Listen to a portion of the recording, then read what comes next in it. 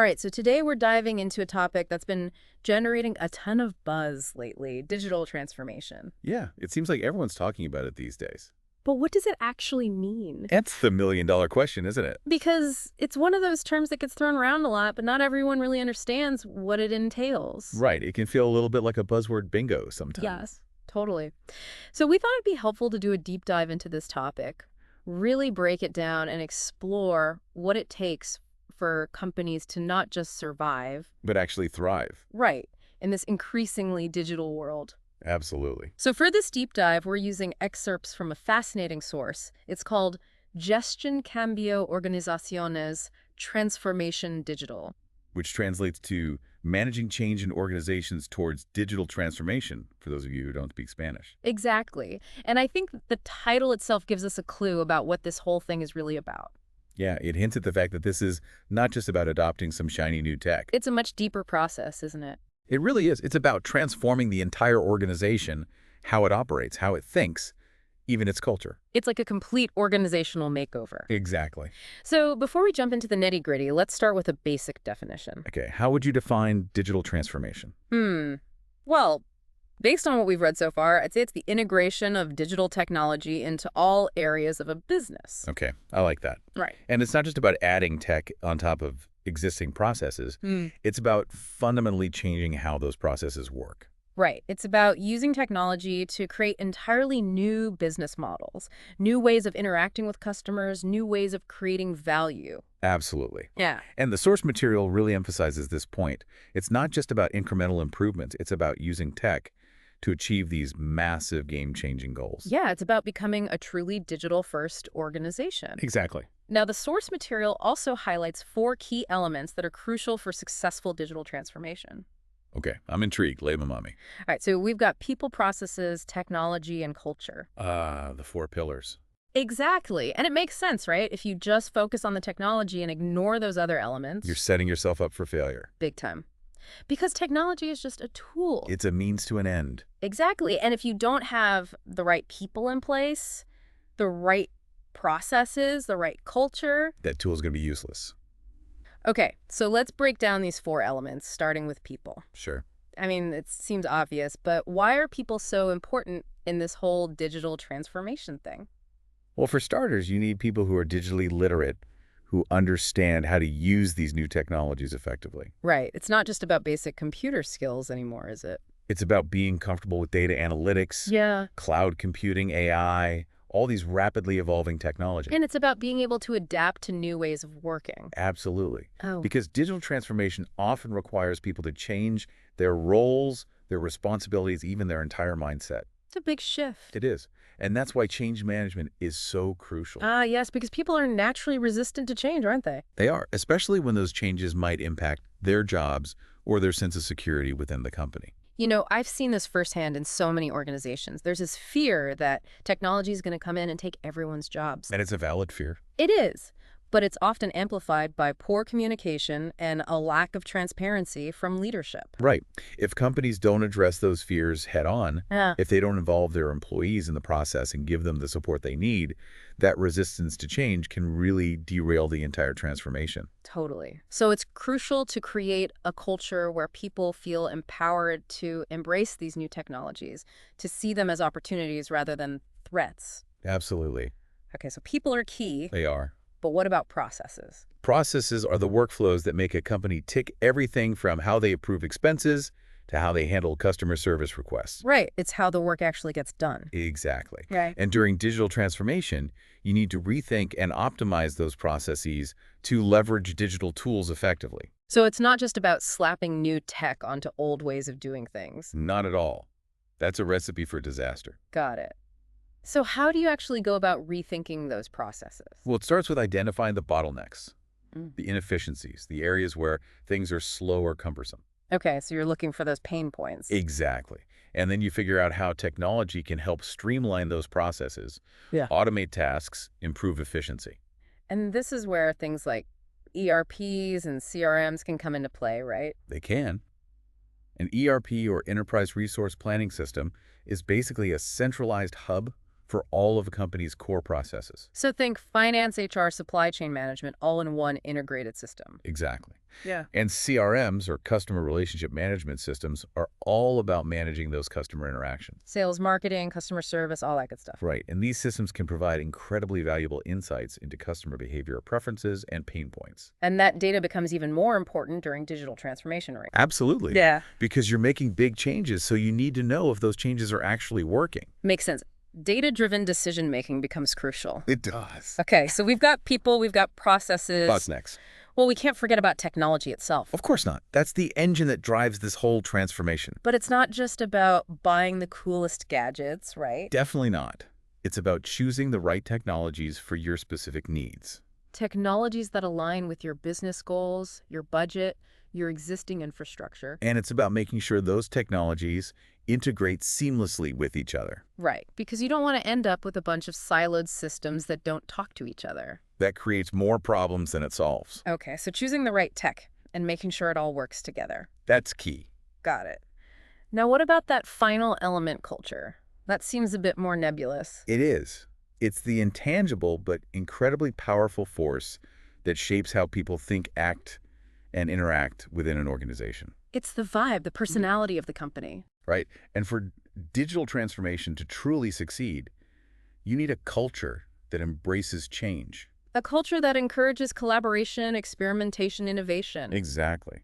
Because if people are afraid to try new things, if they're resistant to change, the whole transformation is going to stall. So how do you create that kind of culture? It's not easy.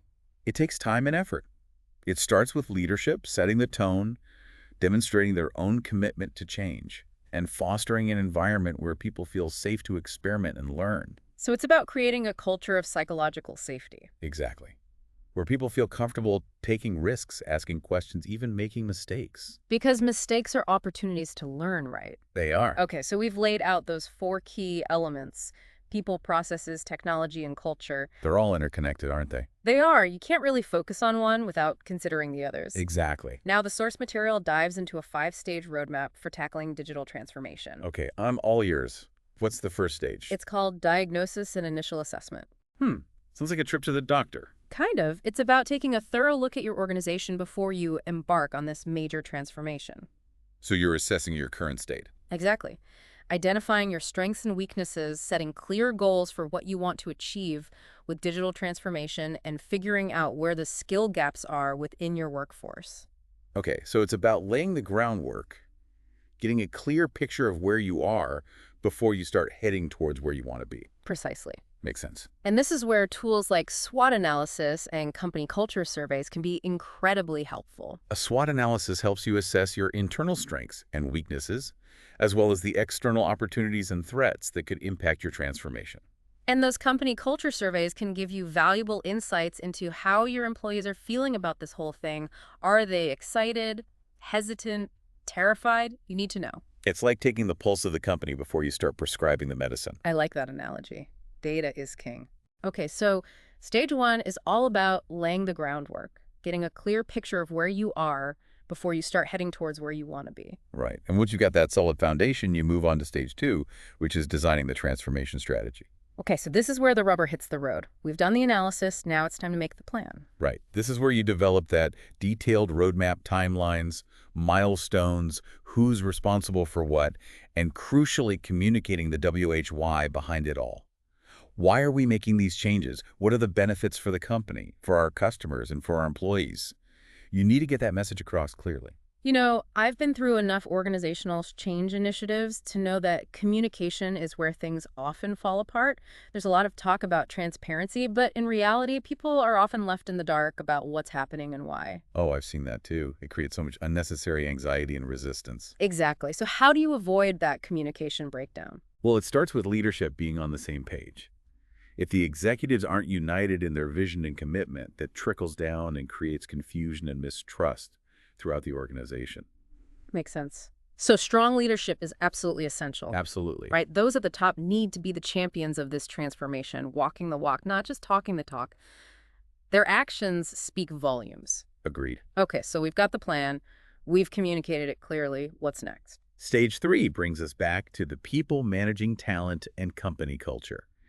This is where we really put those training programs into action, equipping employees with the digital skills they need to thrive in this new environment. And it goes beyond just technical skills, doesn't it? It's about fostering that mindset shift we talked about earlier, helping people become comfortable with change, encouraging them to experiment, and giving them the support they need to navigate this transition. Absolutely. It's about making sure people feel valued, heard, and empowered throughout this process. And the source material mentions these change ambassadors who can play a key role in this stage. Yes, these are the people within teams who are genuinely excited about the transformation and who can help their colleagues embrace the changes. They're like cheerleaders for the cause. Exactly. And they can be incredibly effective in helping to build momentum and overcome resistance. I love that idea. It's like having a built-in support system within the company. It is. Yeah. And it shows that you're really thinking about the human side of things, not just the technical. Okay, so we've got our people trained. Our culture is shifting time to play with the new toys, right? Yeah, you bet. Stage 4 is all about tech implementation. But a word of caution. It's absolutely essential that this implementation goes hand in hand with everything we've been talking about, the people, the processes, the culture. Otherwise, you're just throwing technology at a problem and hoping for the best, which rarely works out. Yeah, that's like buying a top-of-the-line 3D printer, but not knowing how to use the software or having any design skills. It's just going to sit there gathering dust. Exactly. So what are the key actions in this stage? Well, first and foremost, choosing the right technology for your needs. There's no one-size-fits-all solution here, is there? Definitely not. It's about making sure the tech aligns with your specific goals, that it integrates well with your existing systems, and that it's scalable enough to grow with your company. And we talked about ERPs and CRMs earlier. Are those usually part of this stage? They can be, Hmm. especially if a company is looking to streamline processes, centralize data, or improve customer interactions, which are often key goals during digital transformation. Right. It's about using technology to solve those core business problems. Exactly. But it's not just about picking the right systems. It's also about making sure everything works together smoothly. Yeah. Integration is crucial. Right. You don't want to end up with a bunch of different systems that don't talk to each other, creating more chaos than efficiency. Exactly. And the source material highlights the importance of pilot projects during this stage. It's like a test drive before you roll out the new tech company-wide. Okay, so you try things out on a smaller scale, get feedback from users, and then make adjustments before going all in. Right. It's a much safer approach than just diving in head first. Makes sense. So this stage is all about being strategic and thoughtful, not just rushing to implement everything at once. Exactly. And even after you've implemented the tech S, the journey isn't over. Digital transformation is an ongoing process, which brings us to the final stage. Okay, so it's not a set it and forget it situation. Definitely not. Stage 5 is all about monitoring and continuous improvement. You're always measuring, tweaking, adapting, making sure the technology is performing as expected, and more importantly, that it's actually helping you achieve those big goals you set back in stage 1. So it's like having your finger on the pulse of the transformation, constantly checking in and making adjustments as needed. Exactly. You're establishing feedback loops, getting input from employees, analyzing data to see what's working and what's not, and crucially being flexible enough to change course if needed. Right, because the digital landscape is constantly evolving. It is. Yeah. So your transformation strategy needs to evolve right along with it. I'm starting to see why so many companies struggle with this. It's not a one-time project with a clear endpoint. It's an ongoing commitment to change and adaptation. No wonder it can feel so daunting. It can be. But with the right approach, it can also be incredibly rewarding. And the source material outlines some of the biggest challenges companies face during this process. Want to hear about those? Absolutely. Let's dive in. All right, so we've talked about the what and the why of digital transformation. We've laid out those 4 key elements, those pillars of people, processes, technology, and culture, and that 5-stage roadmap. But let's face it, sometimes it's easier to understand these concepts when we see them in action. Absolutely. So let's look at some real-world examples of companies that have successfully navigated this digital transformation journey. Okay, who comes to mind? Well, one company that immediately jumps out at me is Netflix. Ah, yes, the streaming giant. They've completely revolutionized how we consume entertainment, haven't they? They really have. I mean, remember when they were just mailing DVDs? I do. It seems like a lifetime ago. It does. But they recognized the shift towards digital streaming, and they were willing to disrupt their own business model. They didn't cling to the old ways of doing things. Not at all. They went all in on streaming, Right. invested heavily in building their own platform, creating original content, and personalizing the user experience. And it paid off big time. It did. They're now a global phenomenon with millions of subscribers worldwide. What do you think were the key factors in their success? Well, for starters, they had a clear vision, they understood where the industry was heading, and they were bold enough to make that leap. They were willing to take risks. Absolutely. And they were also laser-focused on the customer experience. They made it so easy and convenient to watch what you want when you want it. Right. And they used data brilliantly to personalize recommendations and create that addictive viewing experience. It's so easy to get sucked into that Netflix rabbit hole. It is. And that's a testament to their digital prowess. Okay, so Netflix is a great example of a company that disrupted an entire industry. What about another company that's really nailed digital transformation? Well, how about Amazon? Oh yeah, they're a classic case study. They started as an online bookstore. And now they're basically taking over the world. It's kind of scary how big they've gotten. It is. But it's also impressive. They've mastered the art of leveraging technology to create a seamless customer experience. Think about those one-click purchases, those personalized recommendations, the lightning-fast shipping. It's all designed to make our lives easier. And to keep us coming back for more. Of course. But it's not just about the front-end customer experience. What else is going on behind the scenes? Well, they've also invested heavily in their back-end infrastructure, things like cloud computing logistics and data analytics. Right. They've built this incredibly sophisticated and scalable platform that allows them to grow and adapt at an astonishing pace. They're constantly experimenting, trying new things, and pushing the boundaries of what's possible. And they're not afraid to fail. They embrace failure as a learning opportunity. Which is a key part of that agile mindset we talked about earlier. Exactly. Okay, so we've got Netflix and Amazon. These are kind of the digital giants, the companies that were born in the digital age. But what about more traditional industries? Can they pull off this digital transformation thing too? That's a good question because it's got to be a lot harder for those legacy companies to adapt. It can be. They often have these entrenched systems and processes that are resistant to change. And they might not have the same kind of digital DNA as those born digital companies. Right. But it's not impossible. I mean, look at the banking industry. They've been pretty slow to embrace digital, haven't they? They have. But in recent years, we've seen a lot of banks really stepping up their game. I mean, I do almost all my banking online now. Me too.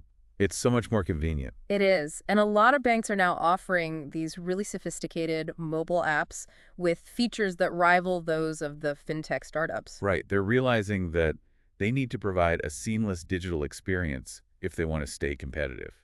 And they're also investing heavily in security and fraud detection technologies. Which is crucial in this age of cybercrime.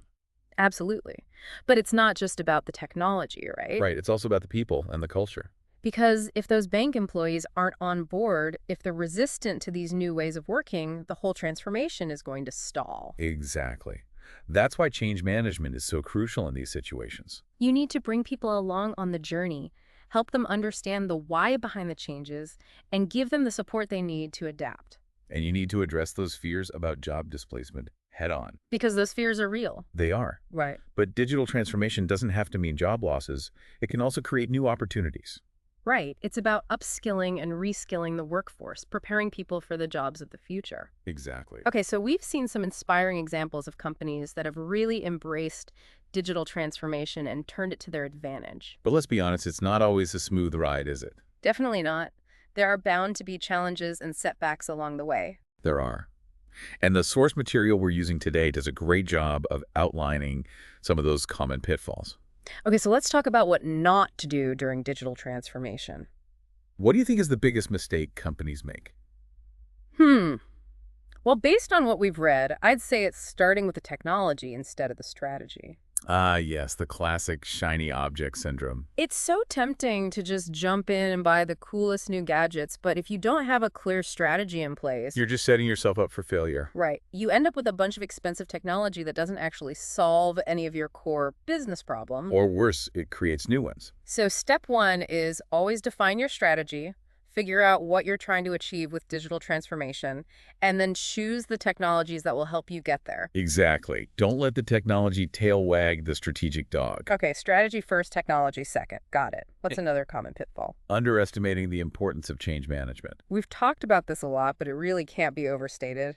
It's crucial because digital transformation is not just about implementing new technology, it's about changing people's behavior. It's about getting them to embrace new ways of working. And that's not easy.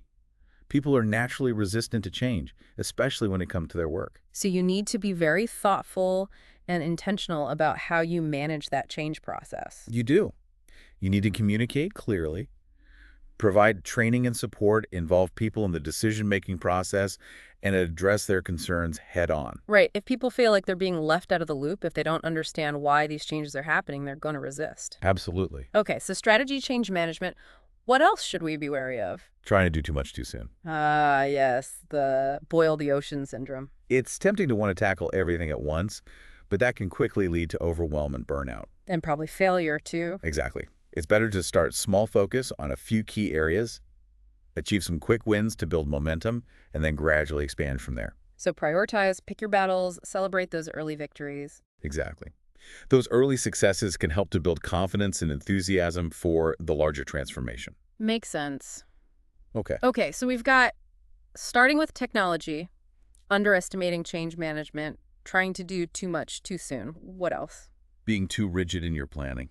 Okay, so don't get too attached to the original plan. Right. It's important to have a roadmap, of course, Yeah, but you need to be flexible enough to adapt as circumstances change. because things are always changing, especially in the digital world. They are. New technologies emerge. Customer needs evolve. The competitive landscape shifts. So you need to be able to pivot to adjust your course as you go. Exactly. Don't be afraid to deviate from the plan if you need to. Okay, flexibility is key. Got it. What else? Failing to leverage data effectively. Oh, yeah, that's a big one because companies are collecting mountains of data these days, but if they don't know how to use it, It's just noise. it's like having a treasure chest full of gold, but without the key to open it. Exactly. Data is only valuable if you can extract insights from it, if you can use it to make better decisions. So invest in the right tools and expertise to analyze that data, to turn it into actionable intelligence. And don't be afraid to experiment with different approaches to data analysis. Because sometimes the most valuable insights come from unexpected places. That's right. Okay, so we've got strategy change management, scope flexibility data. What's the last pitfall we should be aware of? Neglecting the customer experience. Oh, yeah. This seems like a no-brainer. But it's easy to get so caught up in the technology that you forget about the actual humans who are using it. It is. Companies get excited about implementing all these shiny new features, and they forget to think about how those changes impact the customer journey. So they end up with a website that's impossible to navigate or a mobile app that's so clunky and confusing that no one wants to use it. Exactly. Digital transformation should ultimately be about improving the customer experience. It should be about making things easier, more convenient, more enjoyable for the customer. Absolutely. If you're not doing that, you're doing it wrong. Okay, so always keep the customer front and center. All right, so we've talked about the pitfalls, the things to avoid, but let's end this segment on a more positive note. What are some of the key trends and opportunities that are shaping the future of digital transformation? Well, one trend that's really gaining momentum is hyperautomation. Hyperautomation, that sounds intense. It is. It's about taking automation to the next level, using technologies like AI, machine learning, and robotic process automation to automate even more complex tasks and entire workflows. So it's not just about automating individual tasks, it's about automating entire processes. Exactly. And that can free up human workers from those repetitive, mundane tasks, allowing them to focus on higher value work. So it's not about replacing humans, it's about augmenting their capabilities. Right. It's about creating a more efficient and effective workforce. Yeah, okay, so hyperautomation is a big one. What else is on the horizon? Another trend that's generating a lot of buzz is the metaverse. Oh, yeah. I've heard that term thrown around a lot, but to be honest, I'm still not entirely sure what it is. It's basically a network of persistent, immersive digital environments where people can interact with each other and with digital objects. Okay, so it's like a virtual world. Kind of. But it's more than just a game. It has the potential to revolutionize how we workshop, socialize, and even learn. So for businesses, it's like a whole new frontier for marketing, sales, and customer engagement. Exactly. Imagine attending a virtual product launch, trying on clothes in a virtual fitting room, or collaborating with colleagues in a virtual workspace. The possibilities seem endless. They do. But it's still early days, so it'll be interesting to see how this all plays out. Okay, so hyperautomation, the metaverse. Yep. What else is shaping the future of digital transformation? We can't talk about the future without talking about AI. Artificial intelligence, it seems like it's infiltrating every aspect of our lives these days. It is. And it's only going to become more powerful and pervasive in the years to come. So what's the role of AI in digital transformation? It's already being used in countless ways, from personalizing customer experiences to optimizing supply chains to detecting fraud. It's like having a superpowered digital brain working alongside your human teams. Exactly. And as AI continues to evolve, it will become even more essential for companies that want to stay ahead of the curve. Okay, AI is a big one. Any other trends you want to highlight? One that's particularly encouraging is the increasing focus on sustainability. Oh, that's great to hear because it seems like technology has often been seen as being at odds with sustainability. It has. But that's starting to change. Companies are realizing that they can use technology to reduce their environmental impact and promote social good. So it's about using technology to create a more sustainable future, not just to boost profits. Exactly. And consumers are increasingly demanding sustainability from the companies they support. So this is becoming a key competitive advantage. Makes sense. So it's not just the right thing to do, it's good for business, too. Right. Okay, sustainability is a big one. Any other trends you want to mention? One more, the rise of low-code and no-code platforms. Okay, I've heard about these, but I'm not entirely sure what they are. Basically, they're tools that allow people with little or no coding experience to build software applications. So you don't need to be a software engineer to create your own app. Not anymore. These platforms provide these drag-and-drop interfaces and pre-built templates that make it much easier for anyone to create basic applications. So how does this tie into digital transformation? Well, it can really accelerate the process by enabling faster development cycles, reducing reliance on IT departments, and fostering a culture of innovation within companies. So it's about democratizing technology, empowering anyone, regardless of their technical skills, to create digital solutions. Exactly. And that's incredibly powerful because it means that more people can contribute to the digital transformation journey. I love that idea. Okay, so we've got hyperautomation, the metaverse, AI sustainability, low code, no code. These are all really exciting trends. They are, and they paint a pretty optimistic picture of the future of digital transformation. They do. It feels like we're on the cusp of a whole new era of digital innovation. We are, and it's both exciting and a little bit daunting. Because it's changing so fast. It is, but that's also what makes it so fascinating. It does. So as we wrap up this segment, what's the key takeaway for our listeners? I think the key takeaway is that digital transformation is a journey, not a destination. It's an ongoing process of adaptation and evolution. Exactly. And it's not just about technology. It's about people, about leadership, about culture. It's about embracing change and being willing to experiment and learn. And it's about using technology to create a better future for your business, your customers, and the world. Couldn't have said it better myself. Okay, so we've explored the what and the why of digital transformation. We've looked at some inspiring examples, both successes and those cautionary tales. We've even glimpsed into the future with those exciting trends like hyperautomation and the metaverse. But now let's get down to brass tacks. What does it really take to succeed in this ever-evolving landscape? Think of it as our digital transformation toolkit, actionable insights and strategies to help our listeners navigate this journey. Exactly. Because it can feel overwhelming, right? All this talk about disruption and innovation. It can. So let's break it down into some manageable chunks. What's the first thing companies need to get right? Leadership. Okay, we've talked about this a bit already, but why is leadership so crucial in this context? Well, because digital transformation is not just a technology project. It's a fundamental shift in how a company operates. It touches every aspect of the business. Exactly. And it requires strong leadership to guide that change, to create a shared vision, and to inspire and motivate people along the way. So it's not just about having a tech-savvy CEO. It's about having leaders who can champion this transformation, who can really walk the walk. Right. They need to be visible advocates for change. They need to be willing to challenge the status quo, to experiment, to take risks. And to empower their teams to do the same. Absolutely.